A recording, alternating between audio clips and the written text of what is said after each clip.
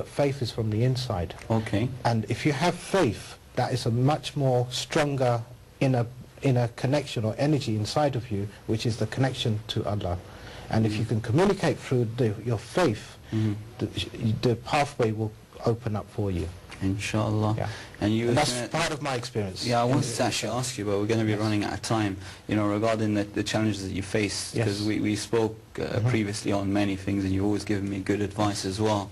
And you talked about the challenges that you've had in life and in business ideas and how you overcame these issues. So inshallah we can create another program exclusively for that, basically. So inshallah viewers, we just got a few seconds before the end of the show. I'll just quickly give you a summary of this show. We only got a few seconds left. So it was really about starting a business from zero and the help you can get. Next show, inshallah, God willing, we've got two really special guests, and inshallah Ashraf is going to be with us, and maybe Shahid is going to come as well. It's about Islamic stock market and Sharia compliant businesses. So inshallah I'll see you next week. Assalamu alaikum for now. Okay. Salam.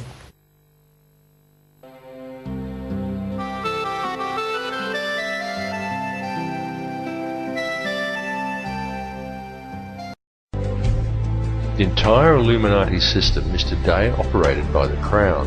And what is the Crown exactly?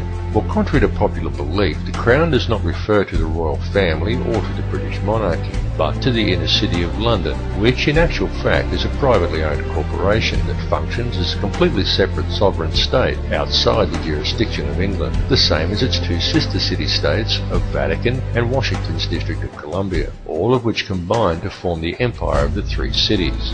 Most people are completely unaware that when they swear allegiance to the Crown, they are actually swearing allegiance to this private corporate empire owned by the 13 Illuminati families. These are the very same private individuals who also indirectly own and operate the World Bank. And what does the World Bank do exactly?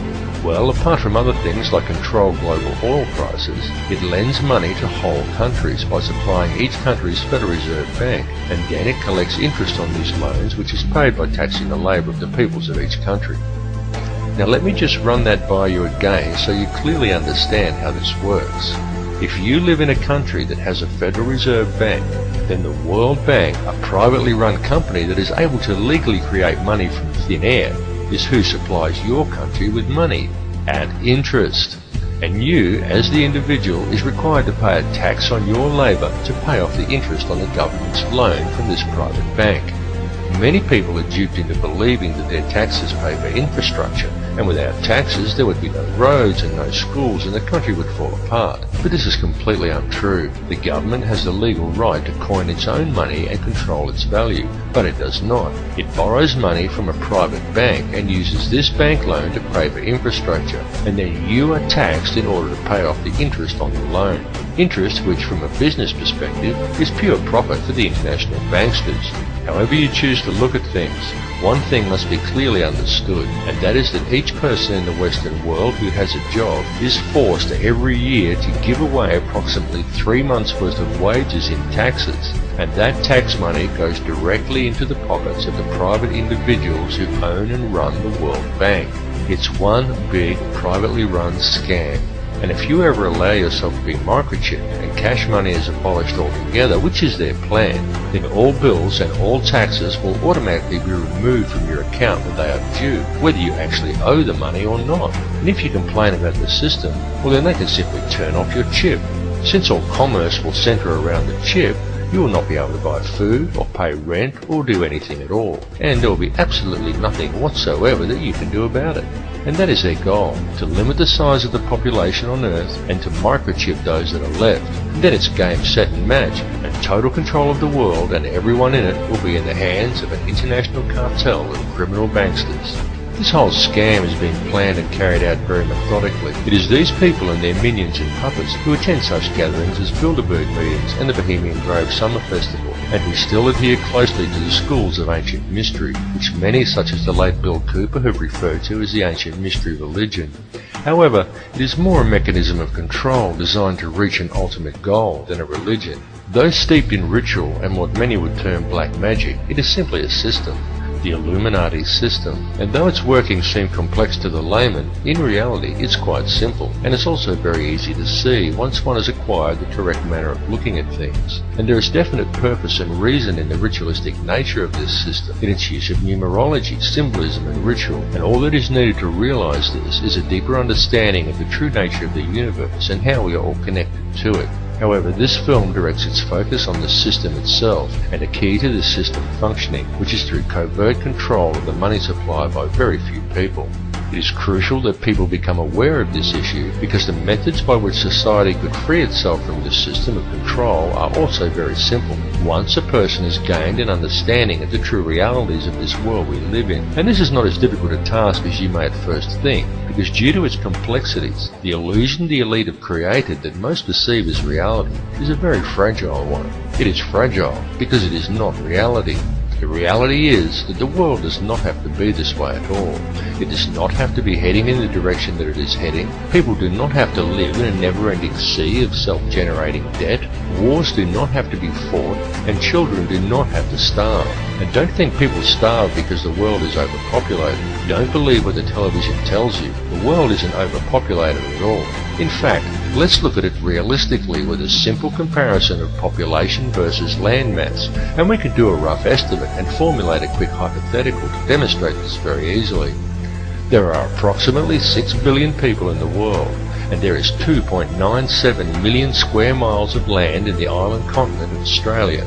2.97 million square miles breaks down to 1,900,800,000 acres, which then converts down to 7,603,200,000 quarter-acre blocks of land.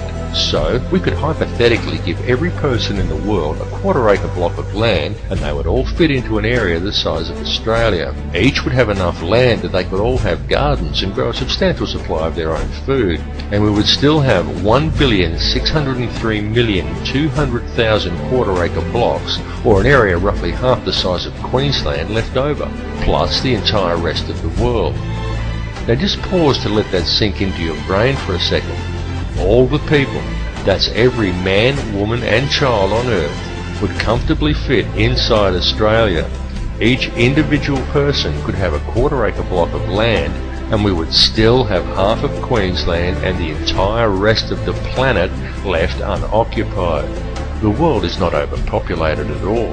It is just very badly managed, and you need have absolutely no doubt whatsoever that this bad management is intentional and it is methodical. It would, however, be very simple to fix things, and all that is required is for people to wake up to how much they are being lied to and how much they are being scammed. And this goes for everyone. People really need to gain an understanding of how this system actually works, because this bad management is crippling the world and it is crippling the people. The methods that are used to do this become truly transparent once a person has gained a clear enough vision to see it, and people really do need to open their eyes and see it right now, because now that the world has been made smaller, and now that all the resources have been discovered and there are no frontiers left to conquer, the criminal elite intend to carry out a mass depopulation of this world, and their plan to do this is well underway. They are doing it in the Middle East with war, in countries such as Africa through starvation, and now in Western countries through water additives, aerial spraying, and through the introduction of toxic and nutrient-deficient genetically modified foods. And this is very soon to be taken to the next level with the global introduction of Codex Alimentarius, an insidious set of food guidelines that are due to come into effect worldwide on December 31st, 2009. But people are now beginning to wake up and realise that all is not right, and they are beginning to speak out. The police need to understand this situation and take action to address these matters as well, and this is very important, and there is no reason why the police should act against the people who are waking up and speaking out against this corrupt system, for the police are also being scammed, just as badly and in some ways even worse than everybody else. Worse because it is the police who are being coerced and tricked into defending this elitist corruption by puppet governments put in place by banksters who coerce these officers into compliance by adding creative names to such public awakenings, such as social unrest or civil disobedience, and by instilling a robot-like adherence to authority within the minds of police officers, rather than a strong set of moral values. The police in these cases should stand by the people they are sworn to protect, and not blindly follow instructions given to them by criminal elites. The police need to realise that they too are the people.